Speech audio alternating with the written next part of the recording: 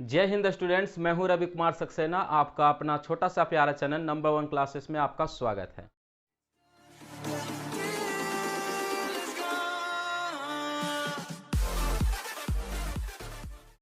आज हम applied physics 1 के एक और नए टॉपिक के ऊपर चर्चा करने जा रहे हैं, जिसका नाम है dimensional formula of the physical quantity. जिस तरह से लास्ट क्लास में हमने आपको बताया फिजिकल क्वांटिटीज क्या होते हैं और फिजिकल क्वांटिटीज को दो भागों में बांटा गया था।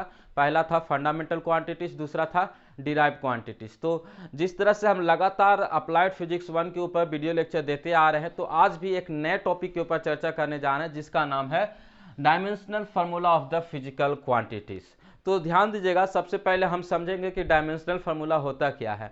यहाँ पर हमने डिफिनीशन लिखा है, द एक्सप्रेशन और formula which tells us how and which of the fundamental quantities are present in physical quantities is called dimensional formula of physical quantities. देखिए, कोई भी अगर आपके पास फिजिकल क्वांटिटीज है, ठीक है, अब उस फिजिकल क्वांटिटीज में क्या क्या फंडामेंटल क्वांटिटीज प्रेजेंट है वो कौन बताएगा? तो डायमेंशनल फार्मूला ही बताएगा।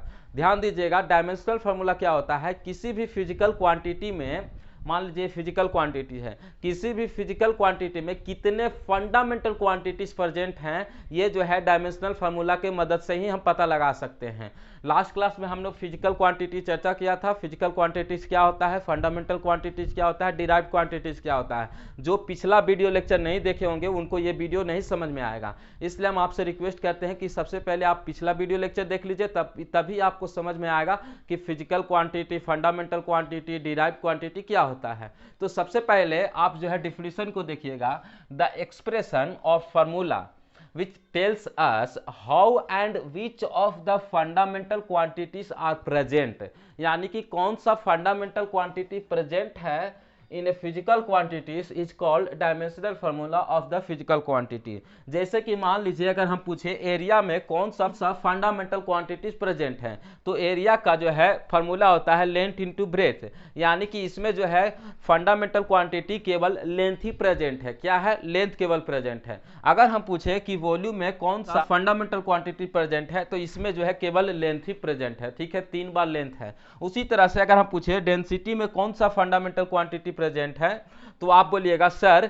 इसमें जो है मास और लेंथ दोनों प्रेजेंट हैं। ठीक है, मास और लेंथ दोनों प्रेजेंट हैं। तो डायमेंशनल फार्मूला से हमें यह पता चलता है कि किसी भी फिजिकल क्वांटिटी में कौन सा फंडामेंटल क्वांटिटी प्रेजेंट है।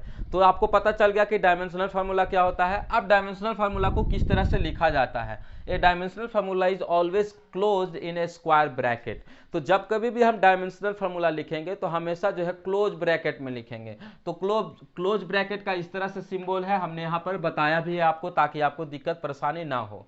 यानी कि डायमेंशनल फार्मूला को जब कभी भी आप लिखिएगा तो हमेशा जो है क्लोज ब्रैकेट के अंदर में लिखना है, कभी भी ओपन ब्रैकेट में नहीं लिखना है डायमेंशनल फार्मूला को। और कभी भी बिना ब्रैकेट के, बिना यूज किए हम उसको नहीं लिख सकते। हमेशा जो है क्लोज ब्रैकेट के अंदर में लिखा जाता है डायमेंशनल फार्मूला को। अब हम चर्चा करते हैं कुछ फिजिकल क्वांटिटी के बारे में जिसका डायमेंशनल फार्मूला क्या होगा। फिलहाल अभी हमने केवल 6 लिखा है। 6 बताने के बाद उसके बाद हम इरेज करेंगे और जो है अधिक जो है हम आपको बताएंगे फिजिकल क्वांटिटी का डायमेंशनल फार्मूला क्या होगा। तो सबसे पहले हम एरिया को देखते हैं। अब एरिया जो है, एरिया का मतलब होता है क्षेत्रफल। तो क्षेत्रफल जो है किस तरह से डिफाइन किया जाता है? तो length into breadth, length into breadth, यानी कि दोनों के दोनों जो है, दोनों का अगर हम पूछे कि लेंथ और ब्रेथ दोनों क्या है, तो दोनों का जो है यूनिट होगा एल इंटू एल। दोनों क्या है? लंबाई है, लंबाई है ना, लेंथ भी लंबाई है, ब्रेथ भी लंबाई है, यानी कि ये जो इसका जो है एल इंटू एल होगा। अब हम इसको अगर डायमेंशनल फार्मूला लिखे तो हमेशा जो है डायमेंशनल फार्मूला इस फॉर्मेट में लिखा जाता है, एम एल टी। ठीक है, एम एल टी, तो हमेशा जो है इसके फॉर्मेट में लिखा जाएगा। अगर m नहीं रहेगा तो 0 लिख देंगे, m का पावर 0 लिख देंगे। अगर l नहीं रहेगा तो l का पावर 0 लिख देंगे। अगर t भी नहीं रहेगा तो t का पावर 0 लिखेंगे। जो रहेगा उसका पावर जो है उसको लिखेंगे। मान लीजिए अगर m एक बार प्रेजेंट है तो m एक बार लिखाएगा। अगर m 2 बार प्रेजेंट है तो m का पावर 2 हो जाएगा। अगर लेंथ 2 बार प्रेजेंट है तो l का पावर 2 हो जाएगा। अगर जो नहीं रहेगा उसका पावर 0 लिखेंगे। ठीक है, यानी कि m l t के फॉर्मेट में ही लिखना है। अगर नहीं रहेगा तो उसका पावर 0 लिख देंगे। जैसे कि अगर हम बात करते हैं एरिया का, तो एरिया में जो है केवल लेंथ ही प्रेजेंट है, तो m का पावर 0 हो जाएगा, l का पावर 2 क्योंकि 2 बार l है, और t का पावर 0 हो जाएगा। दूसरा अगर देखते हैं वॉल्यूम, तो वॉल्यूम को हम लोग किस तरह से डिफाइन करते हैं, length into breadth into height. तो तीनों के तीनों जो है लंबाई ही है, लेंथ ही है, यानी L into L into L. अब बताइए कि m का पावर क्या होगा, तो 0 होगा, l का पावर 3 होगा, t का पावर 0 होगा, क्योंकि m जो है नहीं है, t जो है नहीं है, इसलिए m का पावर 0, l का पावर 3, l जो है 3 बार आया है, t जो है 0 बार आया है, इसलिए t का पावर 0 हो जाएगा।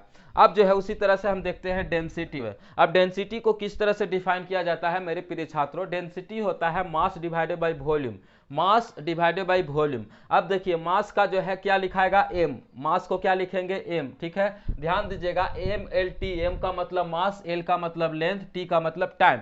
तो यहाँ पर मास आया है तो यहाँ पर m लिखेंगे, डिवाइडेड बाई है यानी कि नीचे में जाएगा। वॉल्यूम का क्या होता है, एल क्यू, वॉल्यूम का क्या होगा, एल क्यू होगा, यानी कि नीचे में हो जाएगा एल क्यू। अगर हम लिखना चाहें तो m का पावर 1 यानी कि m भी लिख सकते हैं, और l का पावर -3 होगा, क्योंकि डिनोमिनेटर में जो रहता है अगर नोमिनेटर में जाएगा तो माइनस में जाएगा, ठीक है। 6 क्लास से आपको जो है गुरुजी पढ़ाए होंगे, शिक्षक आपको पढ़ाएंगे कि जो क्वांटिटी नीचे में रहता है, जिसका पावर जो है नीचे में जितना रहेगा ऊपर में जाएगा वो माइनस में हो जाएगा, ठीक है। तो यहाँ पर जो है l का पावर जो है 3 जो है नीचे में है, ऊपर में जाएगा तो l का पावर -3 में हो जाएगा। यहाँ पर जो है टाइम नहीं प्रेजेंट है, इसलिए t का पावर 0 हो जाएगा। उसी तरह से चौथा फिजिकल क्वांटिटी है वेलोसिटी, ठीक है। वेलोसिटी जो है जाना पहचाना भी होगा। वेलोसिटी को हम लोग किस तरह से डिफाइन करते हैं, तो डिस्टेंस डिवाइडेड बाई टाइम, ठीक है, डिस्टेंस डिवाइडेड बाई टाइम। आप देखिए डिस्टेंस क्या है, तो लंबाई है, तो यानी कि l हो जाएगा, और टाइम यानी कि l डिवाइडेड बाई t हो जाएगा। तो यहाँ पर जो है m का पावर 0, l का पावर 1 और t का पावर -1 हो जाएगा, t का पावर -1 हो जाएगा, क्योंकि नीचे में है तो ऊपर में जाएगा तो -1 हो जाएगा। पावर 1 है तो केवल आप l लिख सकते हैं, m लिख सकते हैं, कोई दिक्कत नहीं है। 0 रहेगा तो 0 लिखना पड़ेगा। उसी तरह से आते हैं एक्सेलरेशन। तो एक्सेलरेशन का फार्मूला क्या होता है, एक्सेलरेशन का फार्मूला होता है वेलोसिटी डिवाइडेड बाई टाइम। ध्यान से सुनिएगा, acceleration equal to velocity divided by time. और वेलोसिटी का क्या होता है, तो वेलोसिटी का होता है एल टी का पावर -1, तो एल टी का power -1 divided by time, time को होता है टी, ठीक है। अब इसको हम पूरी लिखना चाहें तो m का पावर 0 और l का पावर 1 होगा, यानी कि l लिखा जा सकता है, और t का पावर -2 हो जाएगा, क्योंकि -1 है और ये भी जाएगा तो -1, तो माइनस माइनस प्लस हो जाएगा, तो t का पावर -2 हो जाएगा। यानी कि एक्सेलरेशन का अगर हम पूछे कि डायमेंशनल फार्मूला क्या होगा, तो m का पावर 0, l t का पावर -2 हो जाएगा। उसी तरह से हम आते हैं छठा फिजिकल क्वांटिटी मोमेंटम। ध्यान दीजिएगा, मोमेंटम, मोमेंटम को हम लोग डिफाइन किया जा सकता है मास इंटू वेलोसिटी। जब तक आपको फार्मूला नहीं याद रहेगा तब तक आप जो है डायमेंशनल फार्मूला को नहीं लिख सकते हैं। तो सबसे पहले आपको फार्मूला भी याद होना चाहिए, जैसे कि मोमेंटम को डिफाइन किया जा सकता है मास इंटू वेलोसिटी। अब बताइए कि मास को क्या लिखेंगे, m, और वेलोसिटी को क्या लिखते हैं, तो वेलोसिटी यहाँ पर है, वेलोसिटी का हमने लिखा था एल टी का पावर -1, तो एल टी का पावर -1 हो गया, यानी कि इसको फाइनली लिखेंगे तो एम एल टी का पावर -1, एम एल टी का पावर -1। तो इस तरह से जो है मोमेंटम का लिख सकते हैं। हो सकता है कोई भी फिजिकल क्वांटिटी दोनों का जो है डायमेंशनल फार्मूला मैच कर सकता है, ठीक है, इसमें कोई जरूरी की बात नहीं है, किसी भी फिजिकल क्वांटिटी का डायमेंशनल फार्मूला मैच कर सकता है। तो ध्यान दीजिएगा, मोमेंटम का जो है आपका डायमेंशनल फार्मूला होता है, शायद आपको नीचे नहीं दिख रहा होगा, इसके लिए माफी चाहते हैं। डायमेंशनल फार्मूला होता है एम एल टी का पावर -1, ठीक है। तो अभी जो है हमने आपको 6 बताया, अब हम इसको इरेज करके कुछ और लिखते हैं, उसके बाद जो हम आपको धीरे धीरे समझाएंगे कि सबका जो है डायमेंशनल फार्मूला क्या होता है। तो फिलहाल आप इसको लिख लीजिए, उसके बाद हम इसको इरेज करेंगे और जो है हम फिजिकल क्वांटिटी को लिखेंगे और उसका डायमेंशनल फार्मूला समझने की कोशिश करेंगे। चलिए, 7वां नंबर जो फिजिकल क्वांटिटी है उसका नाम है फोर्स। फोर्स को हम लोग किस तरह से डिफाइन कर सकते हैं, तो फोर्स इक्वल टू होता है मास इंटू एक्सेलरेशन।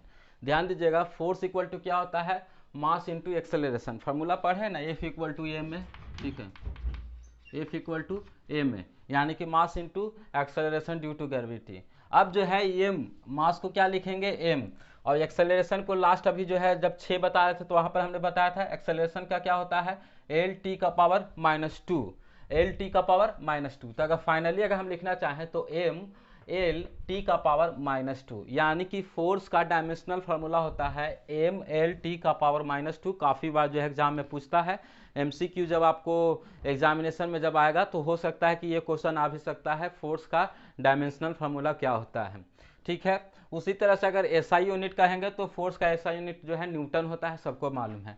अब हम आते हैं प्रेशर। सो प्रेशर को किस तरह से डिफाइन किया जा सकता है? प्रेशर जो है फोर्स पर यूनिट एरिया होता है, ठीक है। प्रेशर जो है फोर्स पर यूनिट एरिया होता है। फोर्स का होता है mlt का पावर -2 और एरिया का होता है l का पावर 2। तो यहाँ से क्या होगा, जब इसको आप कीजिएगा तो हो जाएगा m l का पावर -1, क्योंकि यहाँ पर जो है 2 है और यहाँ 1 है, यहाँ 2 है। तो यहाँ पर जब माइनस होगा तो यहाँ पर जो है 1 में से 2 जाएगा तो -1 बचेगा, तो m l का पावर -1 t का पावर -2 हो जाएगा। सो प्रेशर का हमने देख लिया। अब हम देखते हैं वर्क का, ठीक है। वर्क का मतलब होता है कार्य।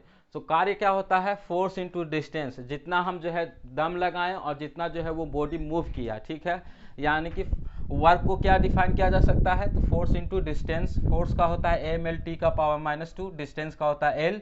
सो फाइनली क्या हो जाएगा, m l का पावर 2, क्योंकि यहाँ 1 यहाँ 1, तो m l का पावर 2 t का पावर -2 हो जाएगा। उसके बाद जो है 10वां जो फिजिकल क्वांटिटी है उसका नाम है पावर, ठीक है। पावर का अगर हम देखें तो पावर जो है वर्क डिवाइडेड बाई टाइम होता है, ठीक है। जितना काम हुआ और जितना देरी में काम हुआ, ठीक, जितना टाइम लगा उसको अगर डिवाइड कर दीजिएगा तो उसको हम पावर कह सकते हैं। सो पावर का क्या हो जाएगा, तो वर्क। तो वर्क को क्या लिखे थे, वर्क यहाँ पर है तो m l का पावर 2 t का पावर -2 और टाइम का हो जाएगा t।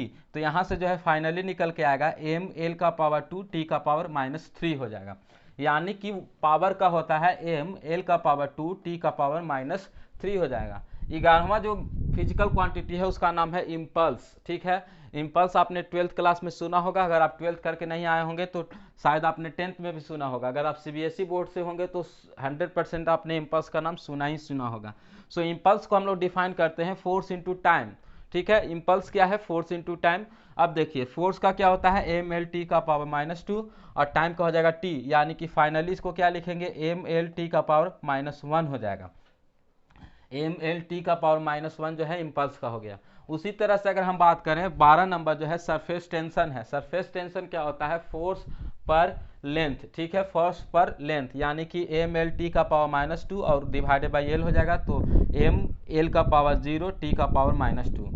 तो इस तरह से जो है हमने आपको बताया कि डायमेंशनल फार्मूला जो है 12 फिजिकल क्वांटिटी जो है एग्जाम्पल के साथ हमने डायमेंशनल फार्मूला बताया। अगले वीडियो लेक्चर में एक नए टॉपिक के साथ मिलेंगे, तब तक के लिए हम विदा लेते हैं। जय हिंद, वंदे मातरम।